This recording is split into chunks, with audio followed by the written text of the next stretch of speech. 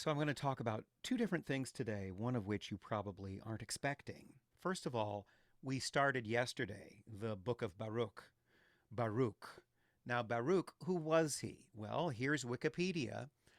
Baruch was the scribe, disciple, secretary, and devoted friend of the biblical prophet Jeremiah. He is traditionally credited with authoring the book of Baruch, and there's a coin of him, a little image of him. Now, Jeremiah from last semester, those of you who were with me, was warning about, and then we read his Lamentations earlier this semester about the captivity of Jerusalem and the Jews living in the southern kingdom of Judah, taken captive into Babylon. Baruch is re-emphasizing what Jeremiah has said. He's trying to make sense of why the kingdom of Israel has ceased to exist both in the north and the south, and why the Jews are suffering. We have sinned in the Lord's sight, he says, and disobeyed him. We have not listened to the voice of the Lord our God, so as to follow the precepts of the Lord set before us. From the day the Lord led our ancestors out of the land of Egypt until the present day, we have been disobedient to the Lord our God and neglected to listen to his voice. Now, what's hard for me as a teacher and for you reading this stuff is it'll go in one ear and out the other, and you won't make the connection as to what does this mean. On the one hand, you might say, well, yeah, but those Jews were like that. But no, that's wrong. We, human beings, are like that. But what does it mean to us? How is it that we suffer because we have disobeyed the voice of the Lord?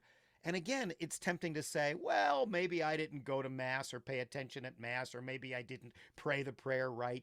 Well, it's not a question of just the external symptoms. It's a question of what's going on inside of us. In what way do we do what Baruch is explaining here?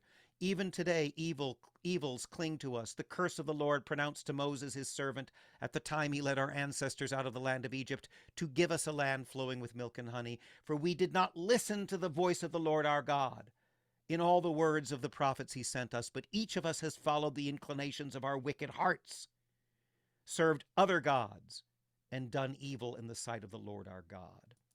Does this mean that if we do anything we want to do, if we follow our desires, are we therefore sinning because we're not following the mystery that God has predetermined for us? No, I don't think it means that. I think it means that we know in our heart of hearts where the truth resides. Sometimes we can't figure it out easily, but we are drawn to the truth. No man can come to me unless the Lord brings him, sends him, draws him, as Jesus himself says. And so when we turn our backs on the truth and the source of the truth and the source of the mystery and wonder of existence, this is one of those new pictures from that astronomical satellite. When we turn from that, that's when we are doing what the Jews did, which resulted in their captivity in Babylon. That's what we're doing. That's when we're doing what all human beings somehow do. But what I'm hoping to get you to in this class is see if that means anything to you.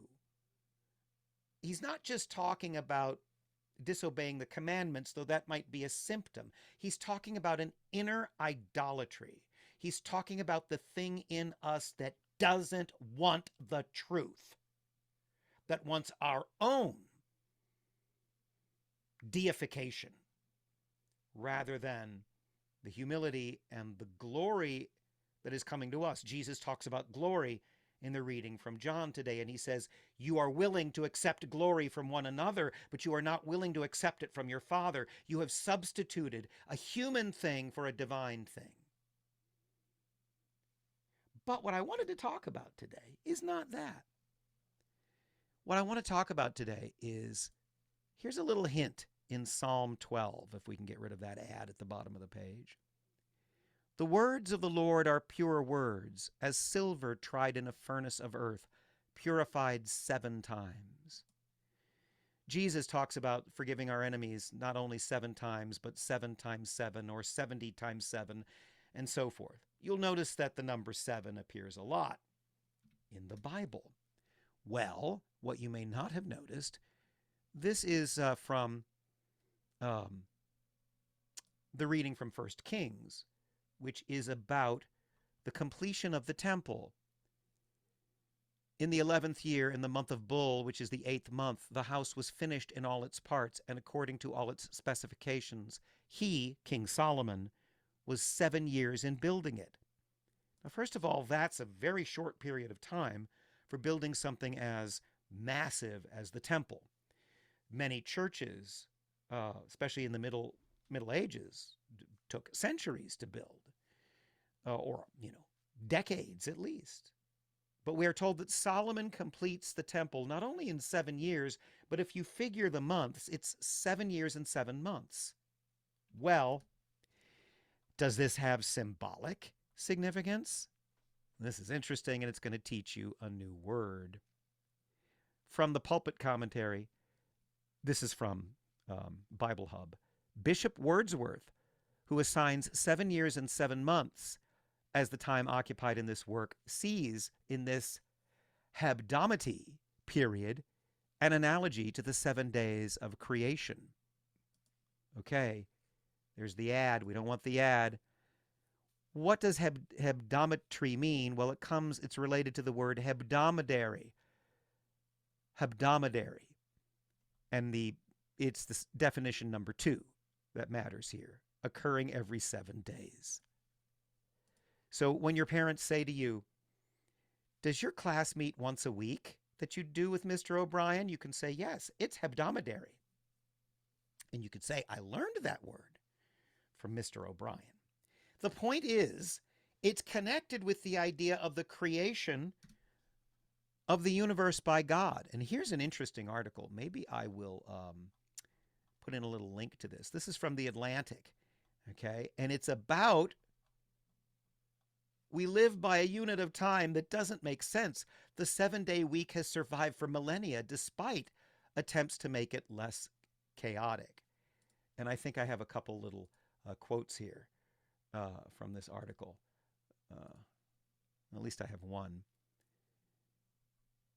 The week as we know it, a repeating cycle that has been has 7 distinct days and divides work from rest, has been around for about 2,000 years, since ancient Roman times, and it blends the notion of the Sabbath, which comes from the Jews and then the Christians, with the idea that there were 7 observable planets if you count the sun and the moon. So even in Roman times, although they would not accept the Jewish Sabbath, which then becomes Sunday, the Christian Sabbath, they wouldn't accept the 7th day of rest, which comes from Genesis.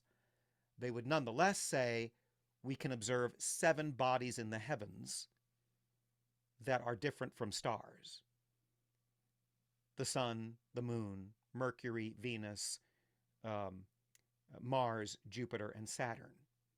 So even the Romans would tie it in, the pagans would tie in the 7-day week with the heavens. So that our notion of 7 and the 7-day week, which we still celebrate, which is an artificial construct, it's not tied to the cycles of the moon, it's not tied to the seasons, it's not tied to anything natural, it's tied to our notion of something transcendent, creation or the heavens, which is why you have the mention in Psalm 12, which I showed you, which I will show you again. The words of the Lord are pure words, as silver tried in a furnace of earth purified 7 times. That's a reference to the 7 days of creation, as is this little detail in 1 Kings 6:38 that it's taken 7 years and 7 months for the first temple to be built by Solomon. So these things tie in even when it seems to be a little mundane detail that doesn't matter. It's tied into something beyond our own worldly existence.